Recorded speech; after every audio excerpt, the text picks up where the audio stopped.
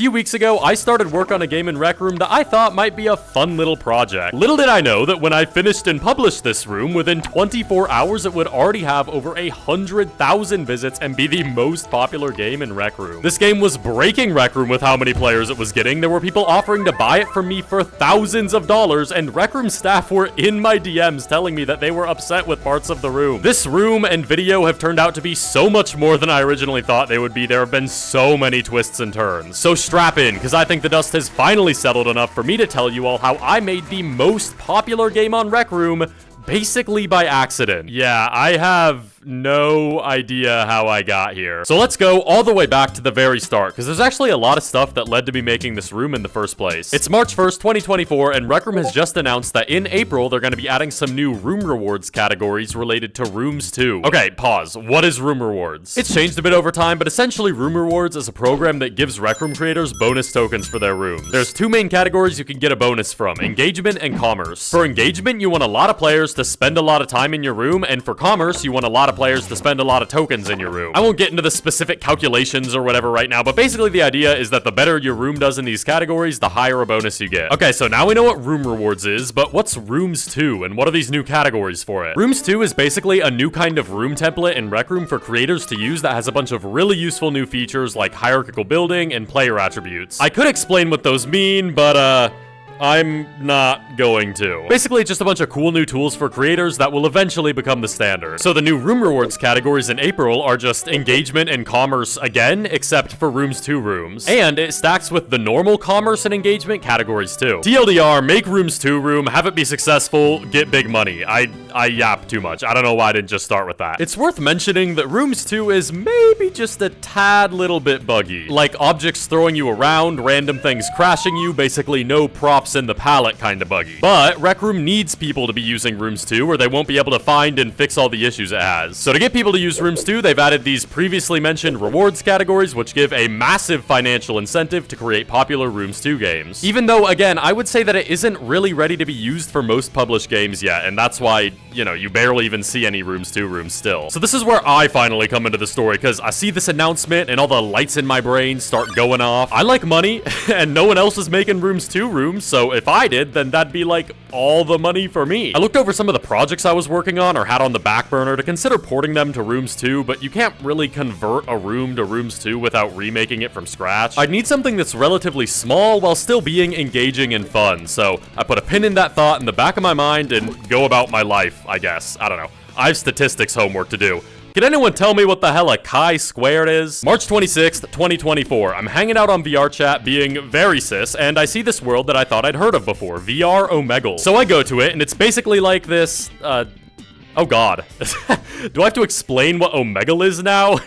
Okay, we'll speedrun this. Omegle is a website made a long time ago where you're randomly matched with other strangers and you can talk through your mics or through a chat, and you can also have your webcam on. It was a staple of internet culture for quite a while. You've probably seen a video of Omegle at some point in your life. As you might be able to guess though, the website kind of has always had a bad reputation for bad things happening on it because of the whole private chat between strangers aspect. It actually shut down in 2023 due to some lawsuits over some really awful stuff that happened on it. I'll talk more about this later. So this VRChat world is essentially a full recreation of the website Omegle. You got a webcam and a screen, and you match with random players and talk to them until someone skips and you match with someone new. I spent a bunch of time in this world, and the more time I spent, the more I kinda got thinking, hey, with Rec Room Studio, I could probably recreate this concept in Rec Room now. And then all the circuits started to like come together in my brain for how I'd program it. But then another thing clicked. That idea from before came back. Remember? Rooms 2, extra money. This would be the perfect room to make for this. It's already a tried and true formula. I already had ideas on how to make it work, and best of all, it was simple enough that I thought the issues with Rooms 2 wouldn't get in the way too much. And also, the art would be simple enough that I could just use an asset pack for it and then focus primarily on doing all the programming myself and getting 100% of the earnings from the room. Usually, I'd need to work with one of my artist friends and then split the earnings with them, but seeing as this is my full-time job, the opportunity to have 100% 100% earnings cut was very alluring. The only issue is that April room rewards were starting in just a few days, so if I wanted to take full advantage of this, I'd have to grind the room out to publish as early in April as possible. So the next day I sat down, created a new Rooms 2 room, and got ready to work on some Omegle. The first thing I did was search around for an asset pack for the room that the players were gonna be in. I usually wouldn't start with art first, but because I didn't have anyone else to handle it, I just wanted to get it out of the way early. I found this optimized game-ready house asset pack that was exactly what I was looking for. It had walls, a floor, decorations I could throw around, a laptop. It was perfect. I spent the rest of the first day just trying to figure out kind of a basic layout for the room.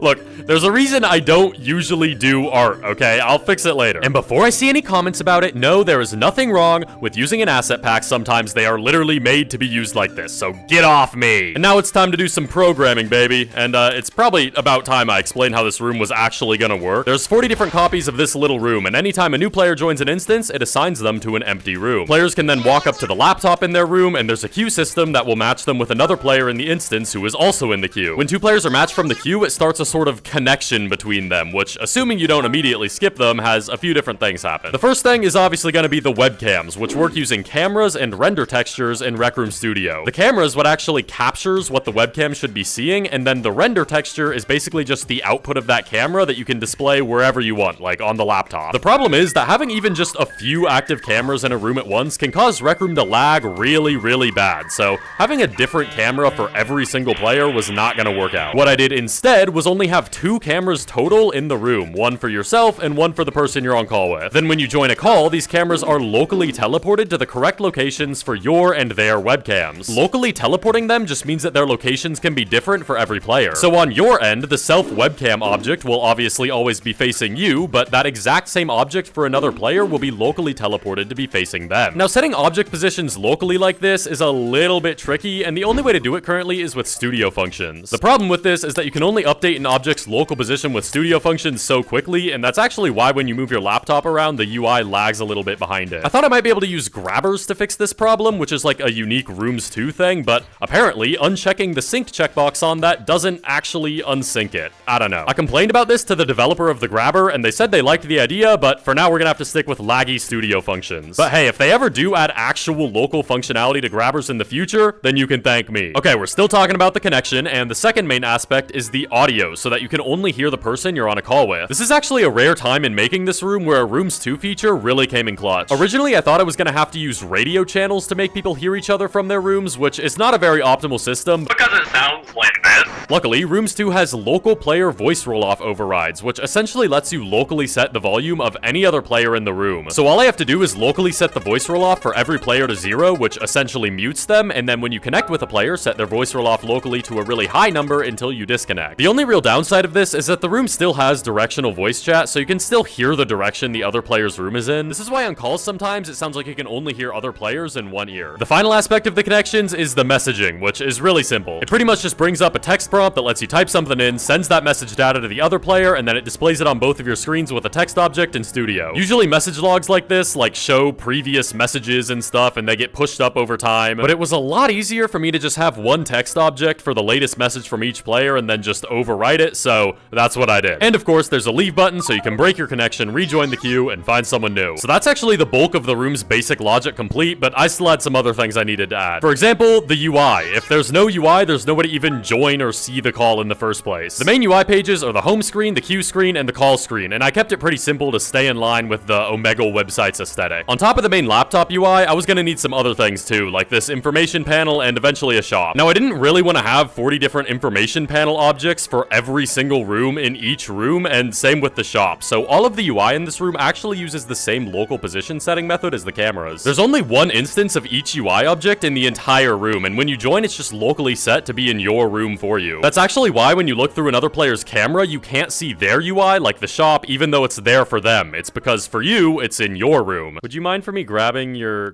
laptop camera, and then can you rotate it around for me, and can you point that at your shop UI? Yeah, and then really focus in on that purple button there. There you go. Yeah. Yeah, I think that's perfect, actually. That's actually the exact position I wanted. The next thing I wanted to add was being able to invite friends into your room so that you can go on calls together. This is something the VR chat world had, and I thought it was a great idea. This is actually something that I had to keep in mind from the start when conceptualizing the room's design, because it adds quite a bit of complexity. Essentially, each player still has their home room, but if they accept an invite to someone else's room, they can also be temporarily assigned to be at the same room as the person who invited them. The complexity from this comes from, like, okay, we're not just connecting two players to each other anymore. We now have to connect all of the players in this room to all of the players in this other room, and they all have to be hearing each other, and they all have to be seeing the right cameras. And it's also like, what if a player leaves a room in the middle of a call? What if the host of a room accepts an invite to someone else's room in the middle of a call? What if a player joins a room in the middle of a call? All of these edge cases need to have robust systems that handle them, because otherwise the room could just break down entirely. And these edge cases actually bleed into pretty much every single aspect of this room, but I won't really mention it more beyond here. Just know that I'm only giving a surface level explanation, and there's probably a lot more complexity to most of this behind the scenes. The final big thing I had to work on was the shop. I'd like to think that I'm pretty well experienced in monetization at this point, but that's mostly for rooms that are actually games. Pitch me a game concept and I could give you dozens of potential ideas for purchasable things that affect the game mechanics. But for more hangout style rooms like this one, it's a bit more difficult to make effective purchasables. You can't really have game modifiers like extra speed or power-ups because it's literally just people talking to each other. If only I was making an ignited room. Luckily, once again, I can take inspiration from the VR chat world. The creator of that world had some custom webcam borders that you can get by supporting them on Patreon, which is an idea I could easily adapt to Rec Room and just have them be purchasable directly in the room. So I sat down and I made as many webcam borders as I could think of. There's some generic color and pattern ones, but I was really trying to think of what Rec Room players actually like, so that's how we ended up with this FNAF one and this Huggy Wuggy one that I don't think I've ever seen anyone actually use. Okay, but the FNAF one is actually pretty cool though. Don't get on me for that. I also went online and found some like webcam borders for streamers that I could buy, and that's where these ones came from. It was a bit difficult to adapt most of these to the aspect ratio for the webcams in the game, but I got it looking good eventually. Next, I made a really simple room currency called Megals that you get a bit of every 5 minutes you spend on a call. One of my favorite parts of making a room currency is needing to pull out my calculator and desperately type in numbers to find a conversion rate between tokens and the currency that actually makes sense. Here I also had to use the new Rooms 2 inventory items and offer systems, but they were pretty easy to figure out. Then I just had to add the shop UI where players can actually buy the Megals and use them to buy webcam borders. All the UI is basically just a bunch of nested panels with a big scrolling list of all the borders you can click on. Make the UI buttons actually do stuff, make the borders actually activate and show up, and boom, bang, dumb, I got the shop done. Even after all that, honestly, the monetization in this room was pretty lacking. Like, if you're someone who just doesn't care about webcam borders at all, then you have no reason to ever touch the shop. So I also made it so that you're limited to only inviting one friend to your room at a time, and if you want more than that, then you need to buy these extra friend slots. These still start out pretty cheap and easy to get for free, but I figured this was fine for now, and that I'd just expand the shop later if the game did well. And with that, everything was essentially done. I just had to do some testing and put on the finishing touches. I went back and I touched up the visuals of the room a bit. The great thing about making rooms on my own is that I can forcefully insert all of my interests into them and there's nobody to stop me. So that's how we ended up with the Sonic and Love Live posters on the walls, and also the Love Live plush that I actually have in real life, and all these pictures of other rooms that me and my friends have worked on. And anyone who plays the game is just forced to live with these decorations in their room. It's pretty great. I love spreading propaganda about the things I'm obsessed with. Speaking of which, how about you take a propaganda at that subscribe button? Yeah, I don't know. I tried. During a brief testing session, I realized that players through your webcam sometimes looked very blocky. This was because the players were far apart from each other in different rooms, and when you're far from another player, Rec Room makes their model all blocky to save on performance. I mostly fixed this by just moving all the rooms really close together, but players are often still too far from each other for their faces to update, and there isn't really anything I can do about that. I made it so that rooms you aren't in or connected to all get culled out to save on performance. I fixed a whole bunch of bugs that came up during testing. Ugh, I didn't even talk about sound effects. Oh my god, whatever. I thought long and hard about the sound effect that you should have when you join the queue. And then I gave up and I just went with this. So that's awesome. Oh, and I should probably talk about the whole room name situation. Okay, I'll make it quick. For a long time, Rec Room's policy on room names is that you could submit a request to take a room name from a private room as long as it wasn't published. This was a great policy because it prevented people from being able to just make a ton of private rooms and sit on room names and then force people to pay for them. Creators who wanted their rooms to be polished experiences with good names benefited because they had a way to get a room name that matched their room. So, at the start of 2024, Rec Room being Rec Room inexplicably changed this policy policy so that you can no longer request room names in this way. If a room name you want is taken because someone already made a private room with that name, then tough luck. This was a, small, minor issue for me because every single room name that I wanted for this room was taken. I tried Omegle, Omegle.RR, Omegle.RR, Omegle-RR, Omegle_RR, Omegle-RRS, Omegle.RRS, Omegle-RRS, Omegle_RRS, Omegle-IN-RR, Omegle-ON-RR. And literally all of them were taken. Pretty much none of these were published rooms. It was just people who made a private room with this name and then sat on it. I figured that if I couldn't get the room name from Rec Room, then I might as well just buy it from whoever's holding it. So I contacted some Rec Room staff and I sent it a support ticket basically saying, hey, if I can't have these room names from you, can you at least give me the usernames of the players holding them so I can contact them myself? The response I got was, no. Privacy concern. Even though I'm sure that these people would love for me to reach out to them and pay them money because that's literally why they're sitting on the room names in the first place. Let's just say that I replied with a pretty strongly worded response. You want to know why every single Rec Room game is called Huggy.Wuggy_Poppy-Playtime-RP Hangout Park these days? It's because all of the normal room names are taken. Literally anybody can make a private room and hold on to a room name with no intention of ever actually using it, and there's no way for actual creators to get their hands on it. If this policy stays the way it is, then we're gonna reach a point in the future where every new room is just named a random string of alphanumeric characters because there's no actual words left to name rooms. All this policy does is support these bitches who are trying to screw over actual creators by making them pay for a fucking room name. That being said, Rec Room did not care for my strongly worded response, so I had to end up going with Omegle-RRS, which is really sleek, and I'm really happy with it.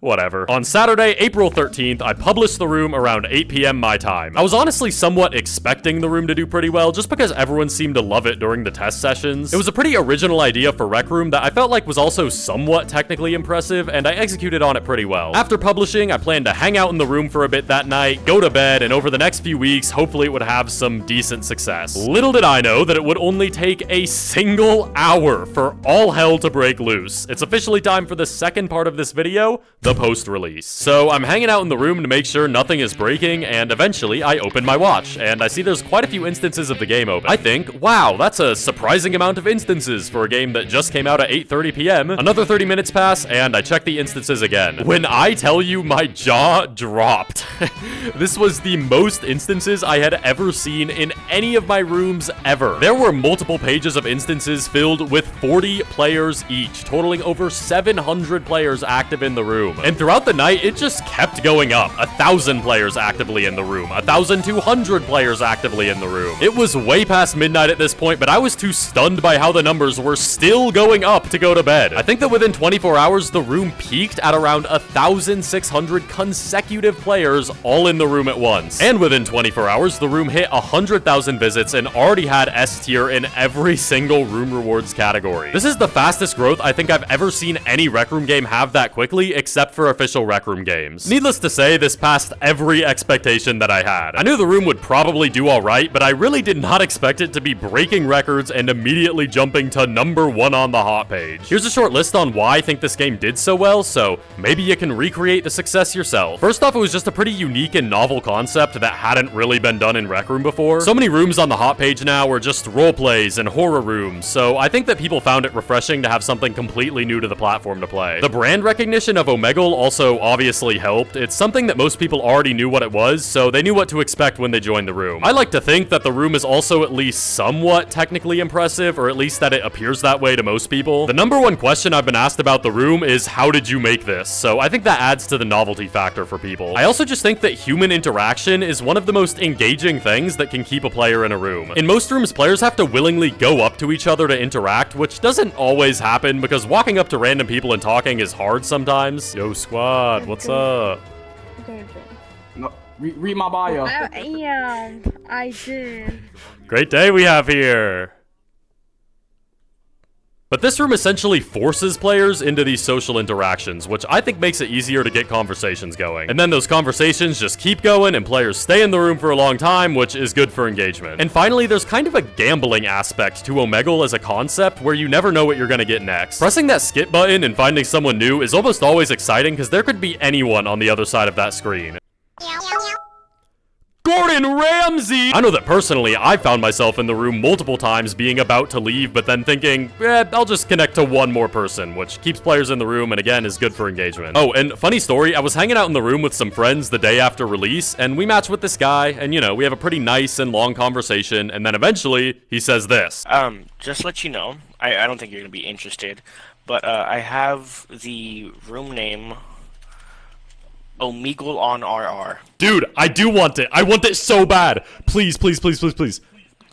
Do you actually have it? I swear to God I do. Let me add you on Discord. Holy shit, I will literally do anything. Please, please. I literally have been all day, like, so excited this room is doing so well, but so sad that I have a shit-ass room name, and I've literally been wanting something like that. So, $40 later, and the room is now called Omegle on RR, which I guess I was decently happy with. Thank you so much to this guy, and I'm sorry for calling you a bitch earlier. Just kidding. I'm not sorry at all. Stop taking room names from creators. I can't believe I had to buy into this. So you might think that at this point, I get to sit back and relax, reaping all the rewards of my effort and never needing to work another day in my life. That is so funny that you think that. I fucking wish. I eventually did finally go to sleep, but then the next day, I woke up immediately to a ton of reports of the room crashing players trying to join. I go to RecNet to check, and sure enough, the crash rate is at, oh my god, 50%. That means that half of the players trying to join the room have their games crash. This was pretty shocking to me because I purposely designed the room to be as performant as possible. All that's rendering for a player at any given time is the room that they're in and the room that they're calling. This was also pretty alarming because having a high crash rate can hurt rooms in the algorithm, so I figured that if I let the crash rate stay that high, I might lose everything. Fearful of this, I immediately went to message as many Rec Room staff members as I had connections to. Some got back to me and said they'd look into it, but you might remember that it was still Sunday and most people don't usually work on the weekends, so it wouldn't be until Monday that any significant progress would actually be made. So as the room passed 200,000 visits and Monday began, I started getting some real messages back from staff members. First off, apparently my Omegle room was a large topic of discussion in the company that day due to how popular it got over the weekend. Luckily for me, this meant that a team was actively working on resolving the crash rate for my room as fast as possible. I got messages from staff saying that maybe the camera settings in the room were causing the crashes, maybe it was all the players being so close together, maybe it was something in the circuits. I do really appreciate all the staff who gave these suggestions, but I also must admit that it was incredibly vindicating to hear that when they fixed the crash rate, it wasn't anything like that on my end, and that it was actually just a Rec Room bug. As usual. Apparently, it was an issue when instances of a Rooms 2 room got too many players, it would start to crash new players trying to join that instance. As a temporary server-side fix for this, Rec Room basically just made it so it would kill instances faster, so rooms would never hit this limit. This did fix the crash rate, but it also made instances close a lot faster than they usually would, which I'll talk more about later. Alright, now I can just finally relax and let the room do its thing. At least, that was until I got another message from Rec Room that said, "Hey, just wanted to let you know that we saw your room and we love it, but I also did just want to let you know that we would really like it if you would rebrand the room to not mention Omegle at all because we don't want to be associated. Oh yeah, and also, if you don't by like, let's say the end of the day, then we're gonna delete the room. So, might want to get on that. Also, we are going to be adding go-karts soon." Dude, I got this message right at the start of my 2-hour-long Monday statistics class. Needless to say, for the rest of that day, I wasn't exactly focused on learning how to calculate a T statistic. Okay, so as much as it kind of sucks for me, I do understand why they'd want me to rebrand it from Omegle. Most people think it was due to copyright, but it was actually just the reputation of the website. Rec Room is a game with a lot of kids on it, and Omegle is a website pretty notorious for some bad stuff happening on it. I can just imagine the Roblox-style PR nightmare this could have potentially caused if, like, mainstream news outlets picked up on children's game promotes recreation of website shut down due to predator accusations. I also do want to address real quick why I'm not too concerned about this room causing bad things to happen like they did on Omegle. Rec Room always has voice moderation on, so if anyone starts saying stuff against the code of conduct, they'll get automatically banned. That's something that actual Omegle didn't have that I think keeps the Rec Room version a lot safer. Also, people are gonna sometimes say weird stuff regardless of the room they they're in. Literally every single popular room has kids in it saying dumb stuff. Guys, I have $100. Shut up! I got more than you, bro. I got 40,000. Okay, anyways, back on track. I get home from class, and I have until the end of the day to rebrand the room. I'm not allowed to do anything like RecMegal, or anything that even resembles Omegle at all, so I need to change the name, logos, fonts, colors, and slogan. I immediately started brainstorming some new names I could go with, and asking as many people as possible their thoughts on it. I only really had a few hours to make this decision that would permanently affect the future of the room, so, you know, not too much pressure. Some options we thought of were RecMeet, VideoChat RR, Real-Time Video Chat, or Video Chat with Strangers. The room name the most people seemed to like the most was RecChat, but I wasn't a huge fan of it. With the name Omegle, I had the benefit of most people already knowing what it was, but with this new room name, I'd have to communicate exactly what happens in the room in just the title. To me, RecChat kinda just sounded like any room where you could go up and talk to other people, and it didn't really communicate the whole video chat part of it very well. And also, RecChat kind of sounded too much like a weird fusion of Rec Room and VR chat, so I ended up going with RecVideoChat because I thought it conveyed what the room was well, and that's what the room is now known as. Now, you might be wondering, BVR, how did you get the room name RecVideoChat if Rec Room's policy doesn't let you have taken room names? Well, funny thing is, now that my room was absurdly popular, Rec Room was willing to give me any room name that I wanted with zero pushback whatsoever. I mean, I'm not complaining, but thanks guys, this gives me even more evidence as to why your policy is stupid. Also, I cannot believe that I paid $40 to have that other Omegle room name for barely over a day. Someone sniped it for me when I changed the room name to RecVideoChat, so whoever has it now, you owe me 40 bucks. I just spent the rest of the night changing everything out and making sure Rec Room was happy with all my changes. In the end, the room looked like this now, and on the surface, it's basically just a new name, logo, and fonts. With that, the excitement of Monday came to a close. The next day, I immediately started work on an update for the room. The plan was to grind out this update in just a few days before the weekend, and then hold a double currency weekend event to keep up the room's momentum. The update added some really cool animated borders, some effects like fake skips or playing the outro song. I won't get too into the details of how I made the stuff for this update because this video is plenty long already, even though in my opinion, how I made the animated borders is pretty cool. All you gotta know is that I finished the update before the weekend and I held the event and stuff. And it was decently successful, but things were different now. In the days after all of this went down, the room kind of started to fall off. Don't get me wrong, the room still stayed at #1 on the hot page for a while and was still doing really well in comparison to other rooms. Even as of now, it's one of the top games on the platform still. It just wasn't getting the same astronomical success that it was seeing when it released. Just for reference, in the first day, the room got over 4 times as many daily visits as it's been getting in the 3rd day onwards. Obviously, I wasn't expecting the crazy success to last forever, but I did kind of hope it would last more than 48 hours. Here's the reasons why I think the room kind of started to fall off so fast. Obviously, first, the rebrand did not help, and I actually don't think it probably hurt the room that much, because by the time the rebrand was done, people already knew what the room was, but I don't really have any way to tell how much losing the brand recognition of Omegle hurt the room. Also, Rec Room's temporary fix for the crash rate issue that I described earlier kind of sucks for me. Instances of a normal popular room can last over 24 hours, but because of the limitations they put on instances of rooms 2 rooms, all of the instances of my room close within about 3 hours. I have to assume that this hurts engagement at least a little bit, because if you're in an instance and then suddenly nobody new is joining, you're probably just gonna leave the room instead of staying there like if there was just a new stream of players joining. I don't really blame Rec Room for this because it was kind of a necessary fix, but it still just kind of sucks. And this one's kind of interesting because of the high initial crash rate, a lot of people were trying to join the room multiple times. This drastically increased the amount of visits the room was getting from the same players, which gave the room a really abnormally high revisit rate. I would not be surprised if this crazy high revisit rate kind of broke the algorithm and made it promote the room a ton. Once the crashing was fixed, this obviously wasn't really happening anymore. So you heard it here first, guys. The new meta is to make your room crash players when they try and join the first few times to artificially boost your revisit rate and break the algorithm or something, maybe. It definitely was a little bit upsetting to see how quickly the crazy success fell to just normal crazy success. I want to reiterate that I know I'm not really in a position to complain about the room's success because even like almost 6 months later, it's still one of the top games on the platform. God, this video has taken forever. Okay, so not 6 months anymore. It's been a year. Well over a year, actually.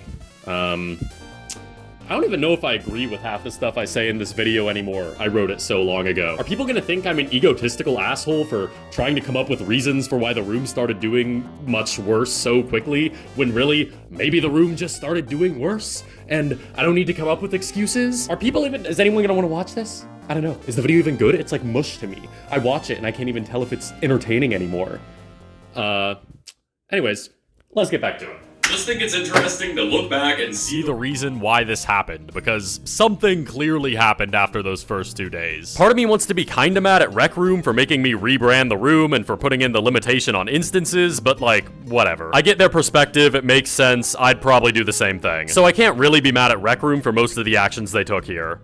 Except for the stupid room name policy. I am yelling about that one until it changes. And actually, I do have something that I want to directly thank Rec Room for. When I was making the room, I added my alt accounts to contributor on the room so I could use them to test, you know, and unknown to me, this automatically gave them a 66% cut of the room earnings. And neither of these alts had Rec Room Plus, so imagine my surprise at the end of the month when I finally figured this out and realized that a whopping 66% of my earnings were sent to the void. When I figured that out, it was bad.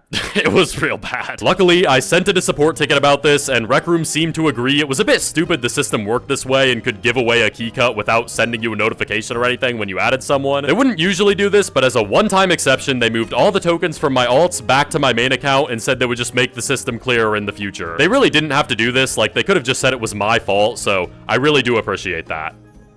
And then, of course, this script has taken so long to make that a few weeks later, everything gets ruined again. Basically, they pushed out an update with a ton of bugs relating to player and object tags that broke nearly every single room that relied on these features, including RecVideoChat. So there was a decent period of time where literally all of my rooms were unplayable and taking massive hits to their visit counts just because Rec Room didn't test their update properly. And for the millionth time, this is my job. So when I see the RecVideoChat visits graph start to look like this, it's a little bit concerning. I'm gonna need to make an entirely separate deep dive video about Rec Room rushing out buggy updates to the detriment of creators because I just cannot talk about this anymore right now, but it was real bad. I do want to give shoutouts though to the employees and developers who worked with me on getting the room back up and running to kind of rectify this a little bit, so thank you for that. I've got one final little funny story for you about this room. I mentioned it near the start. Immediately after it popped off, I had people in my DMs and sending me gift boxes in Rec Room trying to buy the room. There's a group of Rec Room investors going around right now offering sometimes tens of thousands of dollars to buy popular rooms on the hot page. They'll lure you in with offers of like $15,000, but usually the prices drop down from there. Frankly, I'm a little sick of these people approaching me and my friends trying to buy our rooms. Here's a little tip. Nobody is going to buy your room unless they know that they will make more money off it in the long term than they spent to buy it. Anytime you get an offer to buy a room, you should calculate how much money your room will make in the next 5 years and counteroffer with that amount plus interest. Plus an extra bonus tax for them being like annoying and ruining Rec Room. So because I'm kind of sick of these people, I made a Google form that they had to fill out if they wanted to buy the room. It makes them just fill in some basic information like their Discord, how much they're offering to buy the room for, a 12-sentence essay on their favorite Sonic the Hedgehog character, you know, all the important stuff. So I sent that off, and then they replied saying that they filled out the whole thing, but got stuck on the question asking for a mini essay on their favorite BVR video. They said that they don't watch my videos, and they wanted to be honest, and they asked if they could skip that question. And so I told them, you better get watching. Very sadly, they never did end up fully filling out the form, so I never did get to see their exactly 7-word response on if they have experience buying rooms in the past. I mean, hey, on the bright side, if they don't watch my videos, then they won't have seen anything I just said, which is probably a good thing. Unless you are watching for some reason, in which case, can I maybe see the parts of the form that you did fill out? This video was originally just going to be basically a promotion for the Omegle room where I quickly show off how I made it and the tech behind it, but it has turned into so much more. Things have definitely died down by now, but that was probably one of the craziest weeks of my life. Genuinely, thank you all so much for your support on the room in the first place, and thank you for the patience between videos while I was working on it. Because you made it all the way to the end of the video, I'll let you in on a little secret that the next update for RecVideoChat is gonna be in-depth room customization, and that I'm working on it right now. In fact, I need to end this video now to go work on it, so thanks for watching.